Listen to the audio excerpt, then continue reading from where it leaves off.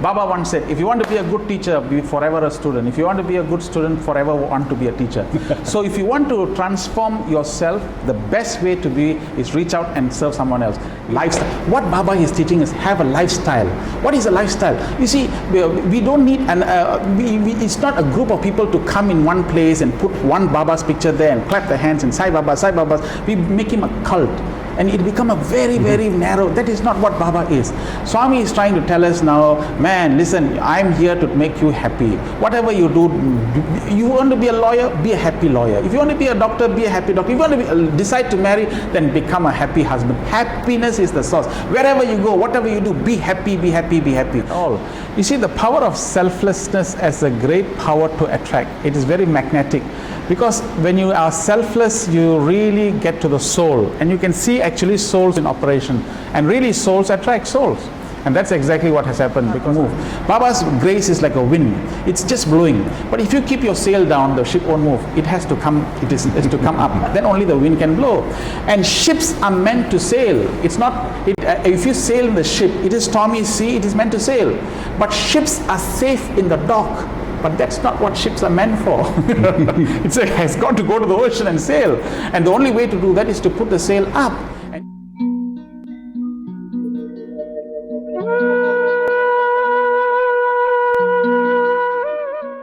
He is a man of passion for the teachings and for the lessons of Indian holy man Sri Sathya Sai Baba.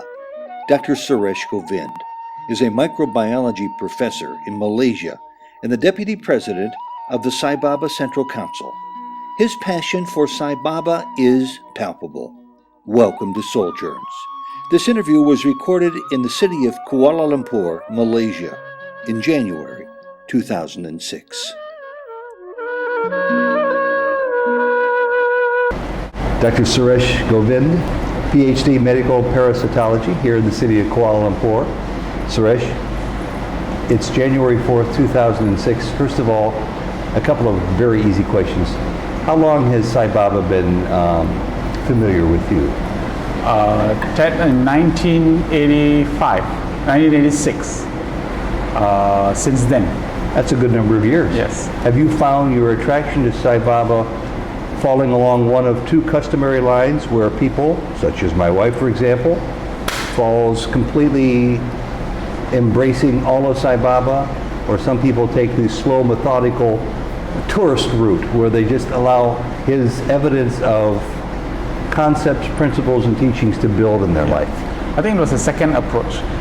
Simply because I was in the college, and during that time Brother Jaga came around and gave us a lecture on Hinduism. And so when he came gave a lecture on Hinduism, I was fascinated by the way he gave this lecture and literally was drawn to him. So he brought me back to the center. Not directly, but I just wanted to be part of the group. But Baba himself, because of the fact that, well, I do not know why, but the first form did not really attract me.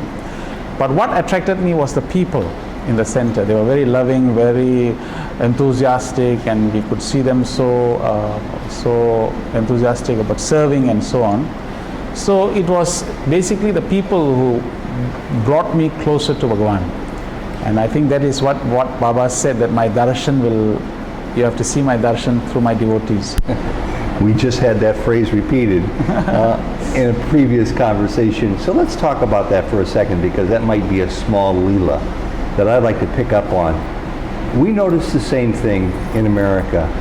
Whether you are drawn warmly to Baba from the get-go, or whether it's a slow, methodical march, there's no ifs, ands, or buts about the warmth and the love emanating from those who are already following Baba.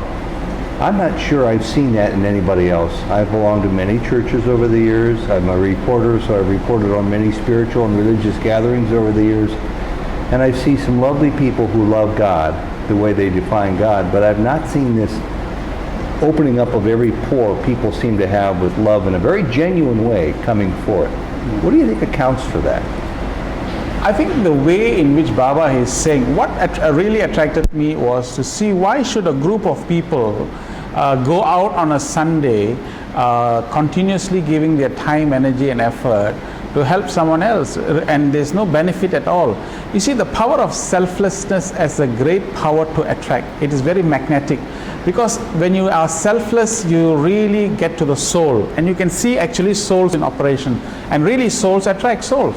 And that's exactly what has happened, because I saw, why should this old lady who was a member of our center walk in the mud in the medical camps and walk right through some villages and pick up a slipper because we were stuck in the mud.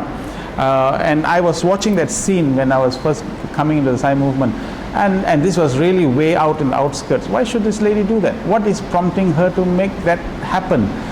What is her benefit to this, you see? So really, when people do things selflessly, when others watch that selfless acts, it has a power to draw. And I was drawn into Sathya Sai because of that particular power. It's very obvious that you are a scientist, that you are a professional studier of human condition. How has being a student, an observer, affected your life? I'll tell you, when I was in Form 6, I failed my exams. I had 2 E's and 2 O's. 2 E's and 2 O's means you have actually failed. There's no more hope to go on into university and so on. They asked me to repeat the exam again, my parents. I did that, and I got 1 D, 2 E, 1 O, which again is another failure. So all my relations, friends, and career guidance counselors, teachers, advisors told me never to go into science, because I was in the science stream and I had no aptitude in science. They told me to pick up arts or go for economics or go and pick up something else, you see. One day when I returned home, I opened my father's door and I saw him crying, because he always wanted to call me a doctor. That was his vision. He wanted me to study medicine, because he wanted to call me a doctor. He wanted a doctor for a son. Yes. And so because I saw his tears in his eyes, then that made me wanting to aspire to fulfill his dreams. So I started to pick up the books. But it was around at that time in the college that Brother Jega came into, and I mentioned to you that he drew me into the Sai movement. But then all these service activities took place. And I realized that the more you get involved in the service programs and the more active you are, something happens in your brains. Something ticks inside, and then you start to anchor yourself. So along the way, I finished my diploma in science, I finished my bachelor's in science, I finished my master's in science, I finished a postgraduate diploma course, and I finished a doctorate. Many people take to finish a doctorate program in 4 or 5 years. I finished it in 1 year, 9 months. It was the shortest period in the university, and many asked, how can this happen? And I repeatedly mentioned to them it was only because of Sathya Sai Baba. Because the more and more active you are, and the more and more dynamically you involve yourself, part of you, more and more you give it to God, I think then God takes over.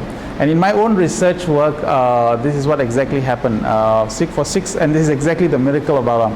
For 6 or 7 months, I was working in the laboratory in my PhD thesis. I never got any results. I went to my supervisor, and my supervisor said, change your project, because I think we are heading nowhere. It was at that point of time I was very involved in the centers. I was in National University of Singapore in Singapore doing my PhD, and I was very involved in the centers there with the youth movement and so on. But 7 months into work and no results, and it was really very frustrating. It was at 2 p.m. on that day. I remember walking to the library and I said to Swami, Baba, that's it. I've done my best. I can't seem to go ahead, and there seemed to be no answer to this, so I do not know what to do. I went upstairs, I still remember, and picking up the newspapers, and I was actually looking for the nearest theater to go for a movie. But it was at that point of time, something happened in my heart. I just folded my papers. I could see my legs walking up into the rows and rows of journals. My hand went over a particular journal. I picked it up.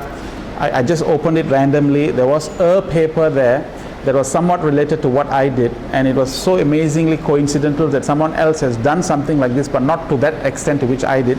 So I modified some of those things and copy and pasted, if you may like, and suddenly whatever that I was working on worked. And there you are. So I published 6 papers in 1 year, 8 months, and the Malaysian government gave me a National Young Scientist Award. Wow, I would say that that's not a Leela, that's a miracle. Yeah, the Malaysian government gave me a National Young Scientist Award. And immediately after that, I was appointed in the university. I got a lecturer's post, and within 3 or 4 years, I was given an associate professor post. And I managed to invent something, a scientific invention on a diagnostic kit, which won a gold medal in the university, which also won a gold medal in the Malaysian science exhibition. They told me to go to Geneva and compete this in the world, and I also got a gold medal there, and I came back with that. So this was a string of awards and rewards and scholarships and all that. So all this I attribute it to Bhagavan Sri Sathya Sai Baba, and that is what that continuously fuels my enthusiasm, inspiration. Because if people keep on saying that they don't have time, it just means that you're just saying that you don't want to open up the opportunity. Well, I was going to ask you somewhere in this interview about how a personal relationship with Sai Baba has helped to transform your life. I can see how your life has been transformed as much as any 10 people I know. Yeah. Anything on a personal level that you wouldn't mind sharing with us, in addition to what you've already stated, that helps to reaffirm in you who Sai Baba is? Yes, because I'll tell you a miracle in the sense that when I first went to Swami's place, and that's only because of the fact that my father was working in the airlines, so he got a free ticket to go to India. So I just took it, went to India. At that point of time, Brother Jaga gave me a few books and said, give it to Baba. I'll give it to get it to bless. And it's not, I don't know what the protocols are, so somehow or other I met someone there and they told me to sit in the front row, and Baba came. So I got up from the seat because I didn't know all the protocols. So I just got up from the Swami from Malaysia, from Jagadishan, and he said, yes, I know. And then he gave me a Pada Namaskar 2-3 times. Oh. And for the next 4 days, there was this morning and afternoon Pada Namaskar. He'll come and stand next to me, and then somebody will sign a book and all that. So I used to get all these incredible opportunities, which in the first 4 days. Then came the greatest miracle of all. There were 3 other ladies who were sitting on the ladies' side, who were Malaysians, but they came much earlier. So they came to me and said, listen, why don't you say that you're in a group? So I said, what happens then? No, if you say in a group, you say you're 3 + 1, 4, and then Baba will say, how many? And you say 4, and he'll take you inside for an interview. So I said, what will happen then? No, when you go inside, he'll give you a ring and chain and all that. I said, okay, fine, if that is the case, why not? So it was at that point of time, we were standing in the queue, we were sitting in the queue. There's another person there who was wearing a red t-shirt. I saw a Chinese guy, drink anchor beer. Yeah, and he was sitting there. He's a tourist, and he just dropped in. So I said, he was in the queue to be interviewed by Baba? No, he was in the queue getting to darshan to go inside. This is on the 5th day. It was a Sunday, and it was Sunday, and the whole hall was packed. Because students were there and it was fully packed. And this so happens that this guy who I was speaking to said, look, Baba might come to you. And if Baba comes to you, say, we are in a group. So he said, what will happen? No, you say 3 girls plus me plus 5 of us in a group, and say to him, he will ask you for interview. You say yes. Interview, what's that? No, he'll give chain and ring and all that. So I transmitted exactly what the aspirations were. And so happened in that particular darshan line, this Chinese guy got the first row, and I happened to get the last one, right behind, leaning against the wall. Now Swami comes, he goes straight to the Chinese guy. Drink anchor beer. he goes to him and says, yes. How many? 5. Come. Okay. So he now gets up. Okay, he waves at me. So now I get up. Now Baba stands there and he watches me from the distance, and he can see me getting up because he's signing a book from a child's book. So he sees me getting up, he sees me crossing, and then now by this time now the drink anchor beer t-shirt guy enters inside the interview room. He already goes inside. So now I walk inside, walk behind Baba, and my leg is now on the veranda, and I'm about to go in. Just then my mind says to me, you always see Baba sitting down. I like to see him standing up. So I wanted to turn around at that point of time and watch Baba at that scene, you see. So he was signing a book, and the moment I turned like that, he also turned at the same time. And then he said to me, where are you going? So I said, to the interview room, Swami. Not you. So then I said, Oh, so we remember just now 5 in Malaysia, 5, we all in the group. He said, yes, but not you. I said, but group, we are group, Malaysia. Then he said, not all Malaysians get interviews, sit down. Okay, then I was wondering, why did he wait for me to get up? He saw me getting up, he saw me, what is this? So I thought there must be a misunderstanding. So I argued. So I came forward. You see, saw me 5 in a group, 5 in all, sit down. Sit down, he said. And if you ever saw Durga, Durga, the goddess of fury, if you ever saw that, then that is the day I saw Baba in a very ferocious manner. So I quietly went back and sat down where the Chinese guy was sitting down. And then the 3 ladies who were getting up quietly sat down as well. And Baba went inside the interview room. And when the Chinese guy came out, his face now was as red as the t-shirt. And a lot of transformation must have taken place, because the following day, when I saw him, he was so humble and Sairam and it was amazing. So Baba came out of the interview room and came straight and stood in front of me. And this time it was amazing, because it was very painful, and I don't know why I'm going through this process, because it is extremely painful, and everybody is watching me, you see. And I thought that I didn't deserve this, because I never asked for this interview, and I didn't want it. I just came for a. So when he came and stood next to me, he said, "When are you leaving?" I said, "From in 3 days." You got time. Why you worried? So I knelt on my knee and caught hold of Baba and put my head on his thing and started sobbing. And he allowed that happening. He allowed that to happen. And he said, "You got time." And the time only came after 12 years. 12 years! Yes. 12 years later, I had the interview with Baba. And I think Brother Billy was there with me as well. Both of us. What a beautiful story. How did you ever sustain your love and faith in Baba after being publicly chastised in a way that caused you to cry? Because I think that was necessary. I used to come here and sit right at the back. I used to be very shy. Never used to come forward. But after that particular ego chopping, you may like it. I think after that, it was only after that that my talent for drama, public speaking and everything else came. I have written more or less about 30 or 40 plays which have been staged in front of Swami himself. We have staged, Malaysia has staged 7 productions in front of Bhagavan. And all 7 have been inspiration of plays that we've done. He has blessed you enormously. Yeah. Let's see how well he's given you the ability to answer this question. You're a scientist. 7 cubicles down the hall from where you are, a new scientist comes from Africa. Yeah. Many degrees. And he hears about your devotion to Sai Baba, and he says, "You're a scientist. Tell me about Sai Baba, and tell me in such a way that I am going to find it credible. How can you believe in Sai Baba, you, a man of science?" Yeah. Because whatever said and done, all what science is ever doing to man, whatever discipline science has given to man, the only purpose of that is to confirm man with greater comfort so that he can be peaceful and happy. That is the end result. In whichever discipline or whichever field that might be. Science has made the world to be a beautiful place so that man can become happy. What Sai Baba teaches is to have the correct relationship with the world of objects so that you can continue to sustain that happiness. And that is what this whole point is. So science can only, at the most, give you a perfect world. But the manner in which you relate to the perfect world comes from the mind. And that subject is directly related to spirituality. So both science and spirituality, if you live like that, you get it.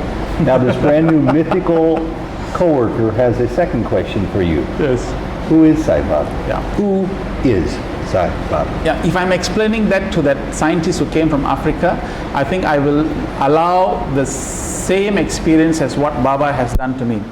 It is better for him to discover that he is God and so on from his own direct experiences. It is better to leave him as a teacher at this point of time. A teacher, a world teacher who is giving out teachings, and then let him unveil the teachings and discover for himself the divine nature, rather than imposing upon him what God is or who God is. So why do you suppose it is that so many people are blessed with personal experiences by Bhagavan Sri Sathya Sai Baba, and yet so many others seemingly are never graced with even the smallest experience? I think it is largely got to do with the 65 million devotees who are already inspired by Bhagavan. The world can be transformed. Everyone is supposed to do 4 hours of seva. By the last BBC record of what BBC in the news when they announced, they said that we were 65 million in number, which makes us to be one of the largest non-governmental organization in the world. If the 65 million people were to do the 4 hours of service in an incredible way, we will become the largest vacuum cleaners sweeping every dirt in the world. But if we are only wading in the shallow waters of just merely attending to some sick and poor and needy and satisfying our own little bits of this, it will never happen. So what Baba has come, he has already achieved that purpose, meaning he has already created the wave. How we are to send the waves now rippling to others is directly dependent upon us. But if we are going to be complacent and we are just going to just allow things to happen, then I think the world will take a little bit slower for the transformation to take place. The beauty of this is that what we must do is, if we are happy, we must share the happiness. If we are joyful, if we have gained this experience, then it is important that we reach out. You see, the vision must be, many spiritual organizations, they have been teachers. Today we find that the organizations are there, but the momentum has slowed down when the teacher drops his form. It's a natural law. When the teacher is there, everybody gets very excited. When the physical form drops, then what happens? So the vision must be, what happens when Sathya Sai drops his physical form in 2020? What happens then? Will we have the same enthusiasm? Will we still go to Prashanthi Nilayam? Will we still have the momentum? Will we still serve? Now, this is what is called faith. How do we instill in that faith? We can only instill in that faith when the people in the organization, in the world organization, now create an incredible momentum, when the teacher is alive and kicking right now in Prashanthi. What we in Malaysia we proposed was to have what we call a Parliament of Sai Nations. Meaning every year, Baba's birthday, every president of Sathya Sai organization must attend and must come. Into Prashanthi Nilayam, we go into the university hall and sit like United Nations. Let every leader in 5 minutes say what is the biggest breakthrough concept idea that you have had now, that you have transmitted the ideals of Bhagavan to the public. Let the world see. And if I'm fascinated by that idea, then I like to have that proposal, then I'll get it from you. So I don't have to spend so much time reinventing the wheel. So we become a very forceful international organization when the teacher is physically alive. When he drops his physical form, it will get its momentum, it will be going on. And we must then invite into that United Nations like organization of ours, someone from WHO or UNHCR and people like that to come and stand there and say, tell us what is the world's problem is. And if they say to us that the world's problem today is drugs, and this is what we have, this is what's going on, 186 countries, 56 million people will address the problems of drugs. In 1 year or 2 years, we implement programs, social awareness in such a global scale, and that will definitely be an great impact. Surely we will be seen. We will definitely be seen. But it's all strategy. It's all about trying to manifest what you do in the material world, manifest that in the spiritual world. You see, many people have this false thinking that if you are spiritual, you have to be you have to be quiet, you have to go within, you have to sit quietly, and that's all true. But you see, if you go within and you touch your cord, the manifestation of that is to come out. Mm-hmm. The Atma, the Atmic soul, once we touch the spirit, it must come outside. There's no such thing. If that is a greatest spiritual person today is Sai Baba. He's never sat quiet for a single minute. He has built a super specialist hospital, he has built a water project. It's a clear indication that service is the expression of the spirit. So what is this manifestation of service that we are doing in our respective countries? And what is the impact to nation? What is the impact to social consciousness and so on? The world will come to know what Sai Baba is and who he stands for.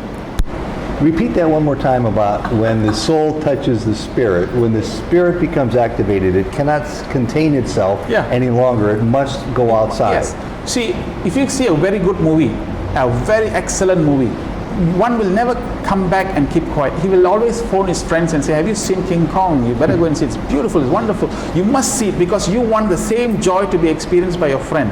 And this is the natural manifestation. If you taste some good food, you'll tell people, look, the restaurant is good. If you like Malaysia so much, when you go back, the first thing that you'll do, Malaysia is excellent. It's a natural manifestation. In the same way, when we come together, when we come inside and when we touch the spirit and we are really fully happy, then we will definitely give. And that is why Baba said that self-satisfaction is the first step towards self-sacrifice. Because if you are happy and satisfied and full, you will give.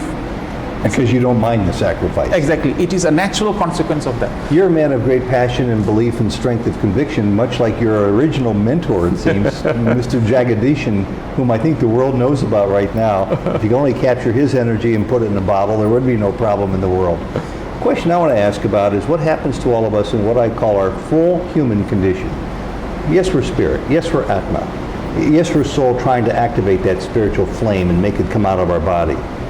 But we're still fully human. Yeah. We have the same frailties, the same doubts. And on any given day or in any given week or month, we can become depressed, we can be skeptical. And where do you find the will and the resolve to overcome that with Baba, as opposed to before Baba was in your life? The subject matter is, when you say man, man comes from the word manas. Manas means mind. So what happens is, as long as the mind exists, there will only be projection, there will only be duality. So the question asked now is, how does this mind exist? It must come from ego. So as long as we have got ego, it will give rise to mind. So what happens now? We have to quieten the mind. But quietening the mind cannot take place unless we actually start eliminating a bit of those ego. So if your heart is painful, heart is sick, we go for a heart transplant. If eye is not well, we go for eye transplant, kidney transplant. In spirituality, we have to have an ego transplant. Ego transplant means we cannot live without our ego, but we transplant it to our teacher. We say, oh Lord, from this moment onwards, I will go to work, but I will work for you. Oh Lord, these children, I look after. Your children, I'm looking after for you. This house is yours. The wife is yours. I'm looking. So everything becomes yours, and I'm just an agent. So what happens? My own doership becomes lesser. When my doership is lesser, the ego becomes lesser. When the ego is lesser, the mind becomes lesser. When the mind is lesser, the Atma is in operation. Easier said than done, Doctor. Is a phrase in America, I'll fake it till I make it. But sometimes changing something as monumentally awesome as the human ego seems impossible. Of course, if we are going to go for the Olympic Games and say that we are going to be the gold medal winner at this point of time, it is impossible. It can never be done. But to that runner who's going to do that now, he's at home now, he's training. And he'll train and train and train and train for 3 full years and 4 full years, and then he enters into the court and he runs and gets the gold medal. His dream came not just now, his dream didn't come yesterday, his dream came 5-6 years ago. So it's all about training, and that is what Baba has done. He has said that, look, I am God, you are God. My job is to make you realize that you're God. What is he trying to do? He's trying to empower us. What is he trying to do? He's trying to say that when I drop the physical form, don't drop your momentum. Understand and realize that you too have the power. You too can communicate. You too can do exactly what I'm trying to do. You too can do 100 different things and remain peaceful in the center.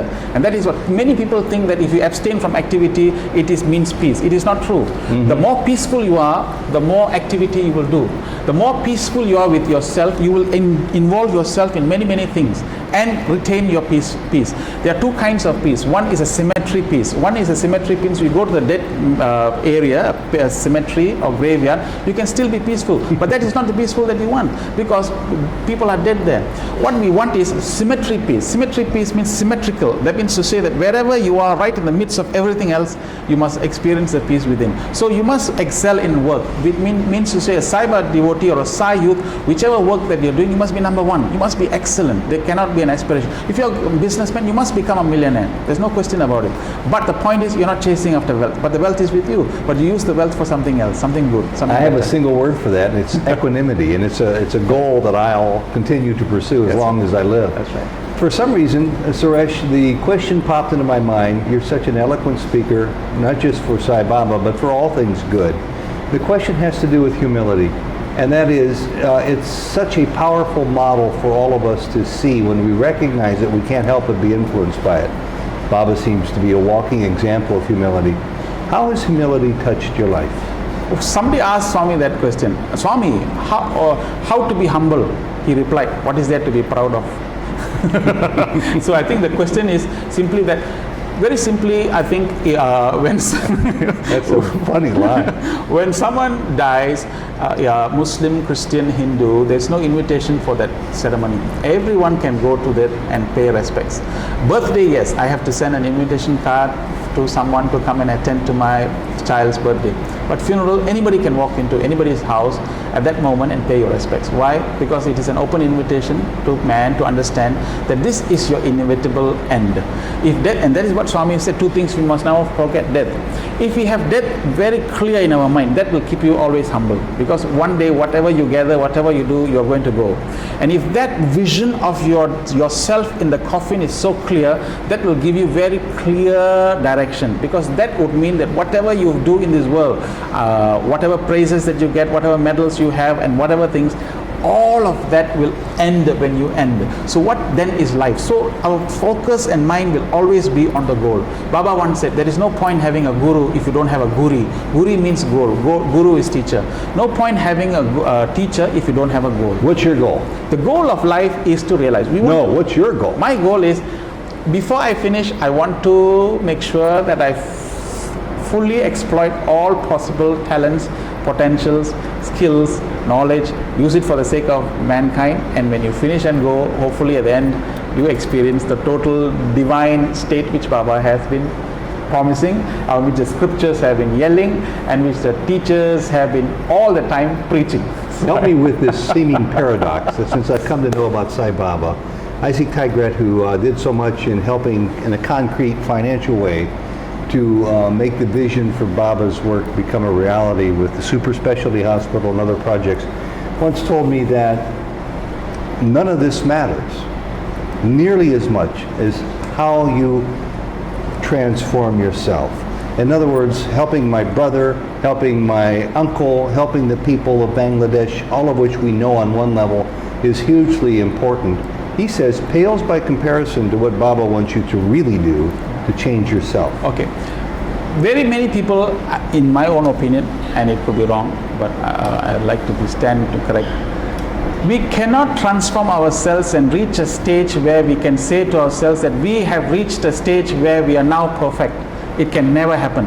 Baba once said, if you want to be a good teacher, be forever a student. If you want to be a good student, forever want to be a teacher.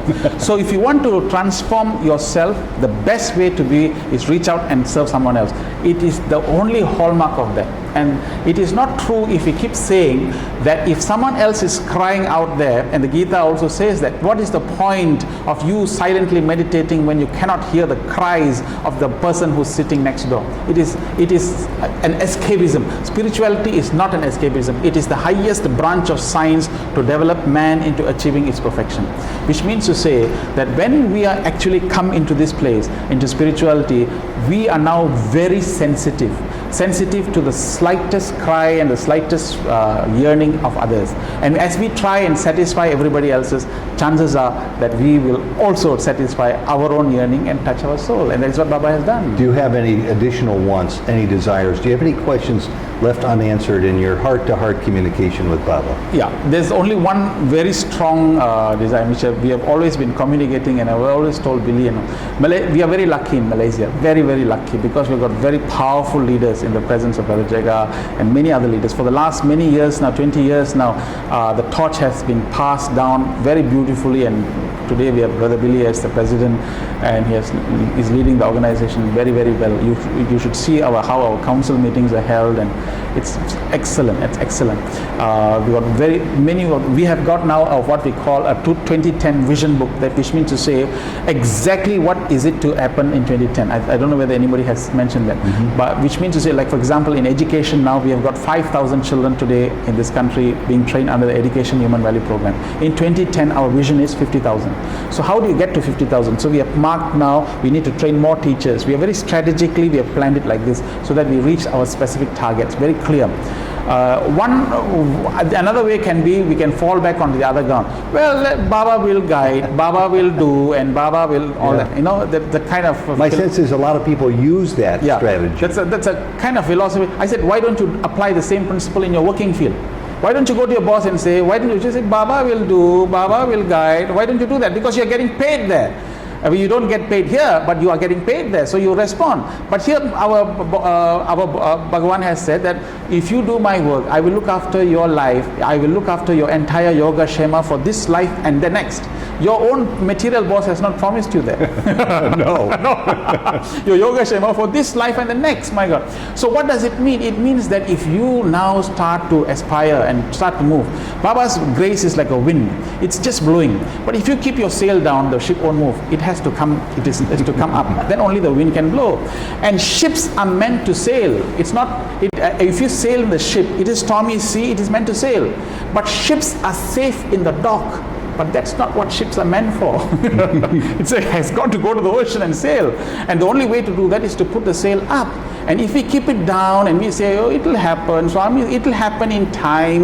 These are those most complacent answers that I think one must do. You must aspire, you must go. If Bhagavan makes it happen, it makes it happen. But you must also accept. Swami said, I am one arm of the scissors, you are the other arm of the scissors. Together we can cut the cloth of Dharma Stapana. Why don't he do it himself? Why bother us? No, because he cannot do it. Because it is only with him and us together that we can do. So if my earnest yearning is that if 65 million people can have the same vision, and if all organizations, all presidents of the Sathya Sai organizations in the world come together in this unified manner and have one common goal and have the same seriousness as what we have displayed now in our organization, having the clear targets, having the clear vision, then not only we become spiritual, we will also become service oriented, we will also become educational. Sathya Sai organization is a spiritual organization. I agree with this is the truth. But the manifestation of spirituality is in the service. No one is interested in what you believe in, but everybody is interested in what is the outcome of your belief. Two final questions. Yes. If Sai Baba were to walk in through the front door of your home tonight, what would be the one question mostly you would like to ask? To Baba? I think there will not be any question, because you know why? At that point of time, you are so captivated and so enthralled by his presence, there will be no more questions to ask. And that is the satisfaction that you get. We hope that happens. Then that begs the final question one more time, a different approach, perhaps for a different answer. Who is Sai Baba? To me, yeah. To me is everything. God, father, mother, teacher, ultimately everything. What you're living for, what he symbolizes, what is the breath, everything. Because basically if he's not there, I think we will be leading a very mundane, ordinary, normal life.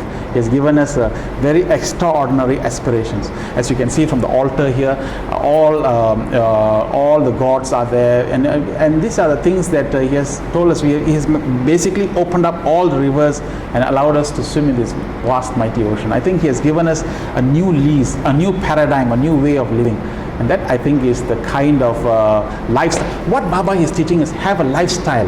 What is a lifestyle? You see, we don't need it's not a group of people to come in one place and put one Baba's picture there and clap their hands and Sai Baba, Sai Baba. We make him a cult.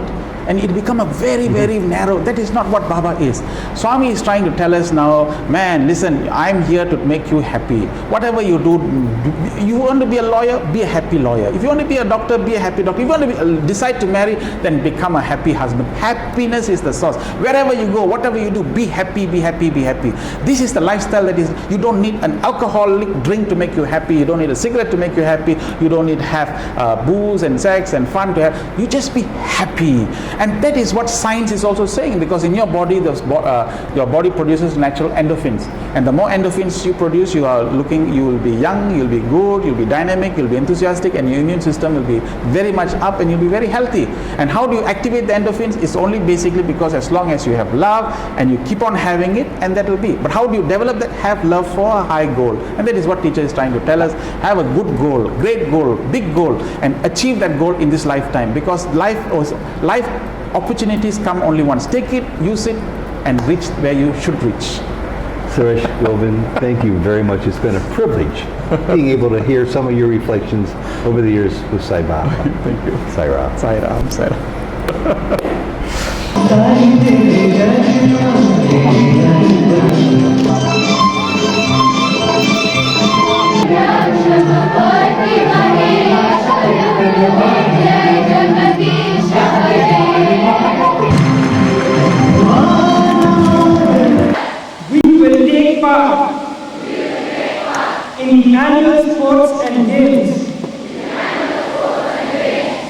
Shri Sathya Sai.